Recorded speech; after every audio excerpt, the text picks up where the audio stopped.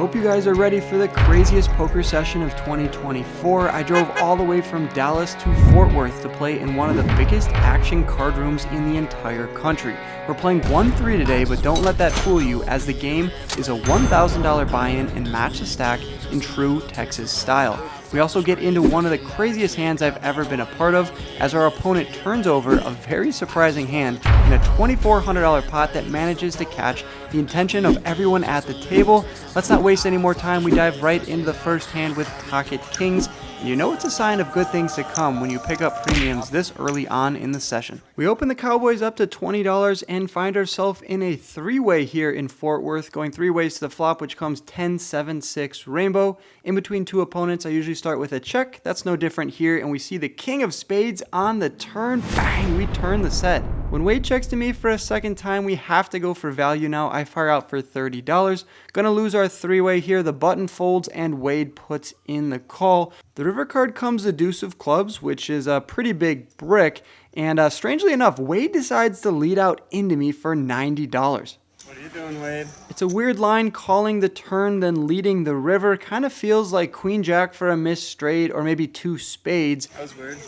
Either way, though, I still have to raise with my set. Not much is going to call me here, considering I have two of the kings booked in my hand. There's only one king left in the deck. I raise it up to $250, and Wade begrudgingly folds his cards. Taking down the first hand of the night is never a bad proposition, and picking up king-queen offsuit here in the next one is definitely a welcome sight as well. The $6 button straddles on. There's a few callers over to myself. King-queen offsuit definitely going to pop it up to $35. And we're going to get three callers going four ways to the flop. If it seems a little bit strange that the big blind and middle position both called before the button, fear not, I can explain. Here in Texas, at some establishments, there is a Texas button straddle, which literally gives you ultimate last action. So if you put $6 on the button, you get to see the entire action develop before you get to make your move. It's super powerful and highly recommend you doing it any chance you have. That being said, we are going four ways to the flop here, which comes king 5-3 rainbow. So $150 in the middle, action checks to me. I decide to go for a half pot size bet of $75, and we're going to get looked up by none other than No Bomb Tom, a legend here at the fort. He puts in the call, and earlier on he saw me filming some shorts, and I wanted to make sure that his wife would see him in the video, so of course had to ask him what he wanted to say to his wife. You have anything you want to say to your wife? Oh my God. Say no. Well, you can't go out to eat, baby. Don't have enough money. That's funny. Pretty epic response there from No Bomb Tom. So on the six of diamonds, I don't want to take all of his money. Did he just pull on my heartstrings? Maybe so. I check behind, and we're going to go off to the jack of clubs on the river. However, when Tom checks it over to me for a third time, now we got to get a little bit more value. I copy and paste my bet on the flop. Tom folds. We take down that nearly $400 pot. Easy game.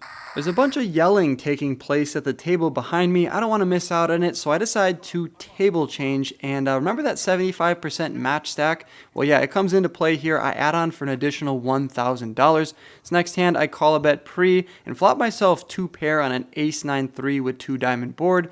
I decide to check call a bet on the flop. When the turn comes to seven of clubs, I go for the check raise. The opponent folds, and like I said in that last hand, easy game. It's been pretty smooth sailing up until this point. We look down at ace-king of clubs from the small blind. There's an open to $30 from the exact same opponent in that last hand. I decided to three-bet him to $130, and maybe he's just sick of me raising him because he decides to take a stand, put in the call, and like I said, things are going pretty great for me so far in the session. Ace-king of clubs, how can it go bad for us? Oh, the flop is jack 5-4 rainbow. It's not the best board. I'd love to see a club out there to give me some more backdoor draws, but on a jack 5-4 board, I could still have pocket jacks, aces, and kings, so I decided to go for a range bet here of $125. If we get called, I'm probably shutting down on the turn, which is exactly what happens. He calls, the seven of diamonds peels off, and I slow down and check. I know this is pretty weak because it is essentially waving the white flag, but I'm not going to double barrel here when I don't pick up any additional outs on the turn. The opponent fires for $225, which is a great play, and I'm forced to fold my ace-king suited. What a bummer. But we don't have to wait too long to pick up the best hand in the books. Pocket aces here, American Airlines from the low jack. I raise it up to $30, and Tommy, who's been trying to make the vlog all night, finally takes a stand here from the big blind. He was quoted saying he's the famous NPC, non-primary character, that is, for all you non-gamers out there. But basically, he's been in a lot of these backgrounds of the videos without being the primary character himself. So let's see what we can do here. He takes a chomp of that apple, and we're off to a flop, which comes king 10-9 with 2 clubs. He checks, I go for a c-bet, and he continues here knowing if he folds on the flop, there's no way this hand is making the vlog. My editor loves when there's people eating food at the table. It's just so good for sound effects. Insert sound effect here. He puts in the call, and the turn comes the 5 of spades. A little bit more of the same on the turn. He checks, I bet, and he calls, and the river pairs the board, coming the 9 of spades. When Tommy checks it over to me for a third time, I go for a $100 bet, and he puts in the call. Well, Tommy, you made the vlog. You are a primary character here on Wolfgang Poker. And yeah, thank you for your $437. Let's go. And now, ladies and gentlemen, the hand of the night. I know I always say Texas poker is crazy, but I don't think anyone here on this channel has seen anything quite like this, unless, of course, you've been watching my shorts and reels. We see a raise to $20 and a call in front of us. I decide to 3-bet it to $80 with king-queen suited. The button calls, and both other $20 players put in the call. Off to a flop we go, which comes queen, queen, deuce, bang, we flop trips. When the action checks over to me, hold up, what's going on here? We see a donk to 150 in front of me. Does this guy have pocket deuces? Does he have ace queen? Does he have king queen for the same hand? What is going on? Such a strange line. I'm not going to raise here because that feels a little bit too aggressive. Putting in the call seems like the right move. And what's this? We're picking up a third opponent. Got a 3-way here in Fort Worth going off to the turn, which comes a brick, the 5 of clubs. Wouldn't expect the player who donked for 150 to have pocket 5s.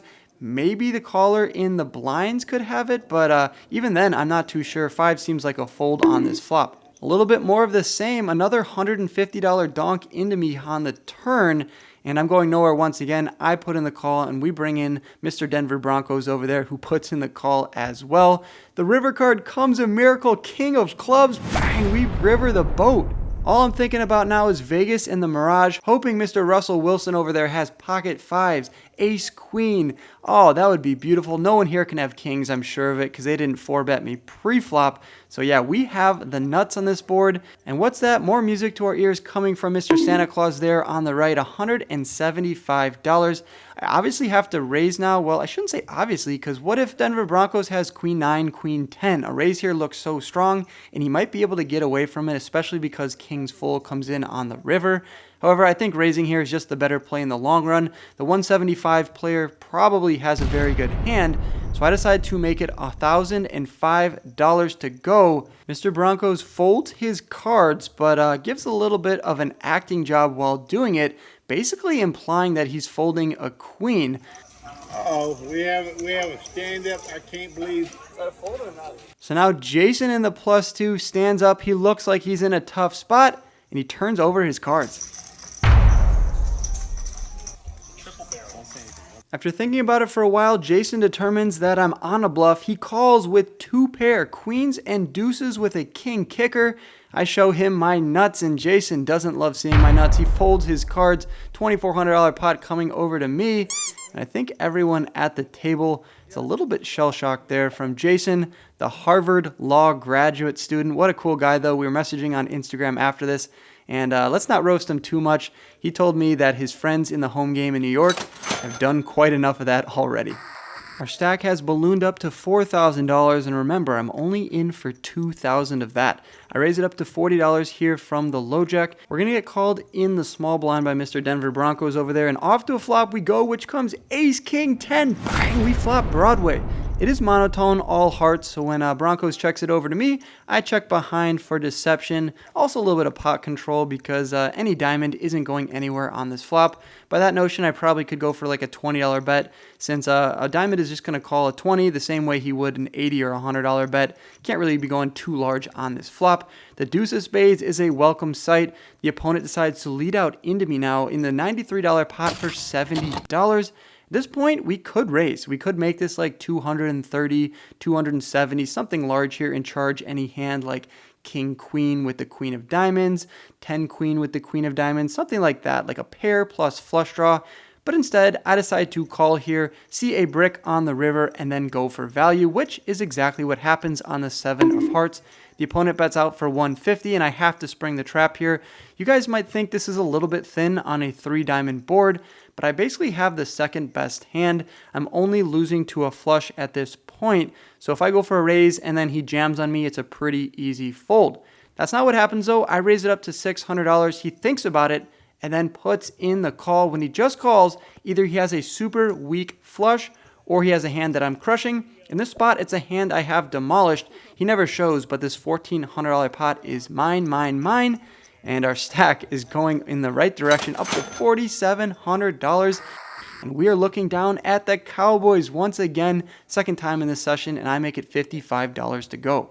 Bobby's been drinking some beers, playing some hands, and that's no different in this one. He decides to 3-bet me out of the big blind to $255. Gillette, we got a razor. And yeah, we are not flat calling this. I'm coming in for a 4-bet. And look over there to the right, we have the button who has $10 out there, which means he has ultimate last action. I love this Texas betting thing. He just gets to sit back and watch. Luckily for us, he decides to fold. Usually when the button decides to come in after seeing a 3 and 4 bet, they pretty much just have aces, kings, and ace king, but we have pocket kings, so not too worried about that. In a 4-bet pot, we flop ourselves pretty good, 8-7-6 with 2 hearts.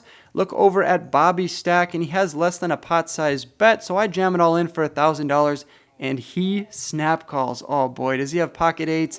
Does he have pocket 7s? How does he have 2 pair in this spot? Well, what about 8-6 of spades? He called my 4-bet with 8-6 of spades, and we are going to run this board 2 times, hoping to chop at this point. The first board comes the 9 and the jack, which is not great news for us. Bobby takes half the pot down with his 2 pair. However, the second board comes the deuce of diamonds, followed by the 7 of diamonds. The board pairing 7 on the river gives us a better 2 pair, kings and 7s with an 8 kicker. And just like that, we are chopping up that $3,200 pot. I almost went once on you. I know you did, but you're a nice guy. Thank you. Yeah. That 7 of diamonds on the river was essentially a $1,600 card. Let's go. $6.15 each. I saw you smiling. Hey, Bobby, what do you got to say to the people about that? Hey, I love poker, whatever. All right, last hand of the night. Let's upgrade to the bullets. Once again, aces twice in the session, kings twice in the session. Come out here to the fort in Fort Worth. It's always a good time. I make it $35 to go, and Bobby, of course, puts in the call. We're also going to get a call from across the table, and the flop comes Queen 7-4 rainbow. I'm out of position on the flop, stuck in between 2 opponents, so I always start with a check. And Bobby takes up the betting lead here and fires out for $75. The opponent across the table puts in the call. Could go for a check raise here, targeting all the strong queens, or I could just give him some rope and put in the call. That's what I decide to do when we see one of the worst cards on the turn, the queen of clubs. Any queen now has me smoked. Luckily for us though, when the action checks over to Bobby, he decides not to bet like he has been in a lot of other hands. He checks behind and the river gives us a boat, the queen of diamonds. Kind of a weird spot because sure, one of the opponents could have a queen and have a smoke, but we're beating everything else. The opponent across the table checks it over to myself. I'm going to go for thin value here. That's one of the things I'm trying to get better at in 2024. It's not just checking here, scared of a queen. Let's bet. And then if we get raised, it's an easy fold, but I still can get called by so many hands like a 7, 7, 8, 7, 6, not to mention pocket 9s, 10s, jacks. A lot of hands here to get value from. I fire out for a pot-sized bet, trying to make it look like a queen or a bluff. Bobby folds, but the player across the table puts in the call. I turn over my boat, and she folds her cards. We're taking down an $1,000 pot to end the session. With that last hand in the books, our $2,000 investment has surpassed $5,000. We stack up our chips high for the thumbnail before grabbing a few racks, heading over to the cage, and exchanging our chips for some cold, hard cash. Woo-hoo!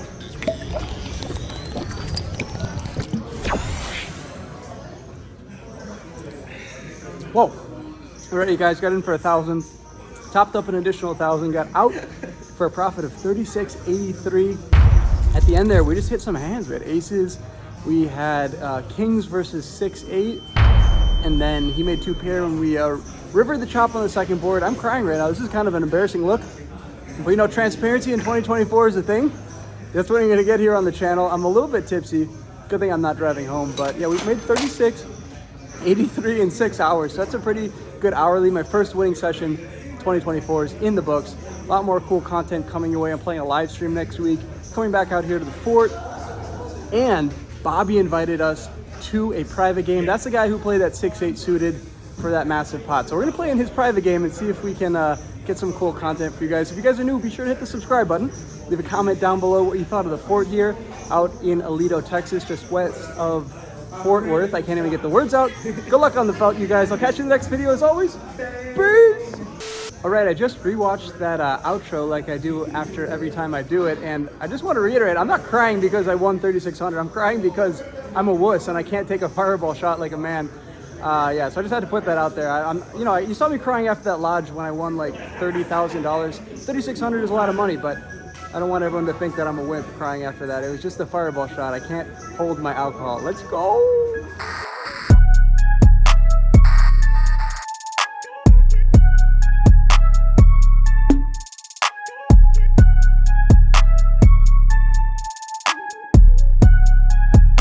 Is that Wolfgang Poker?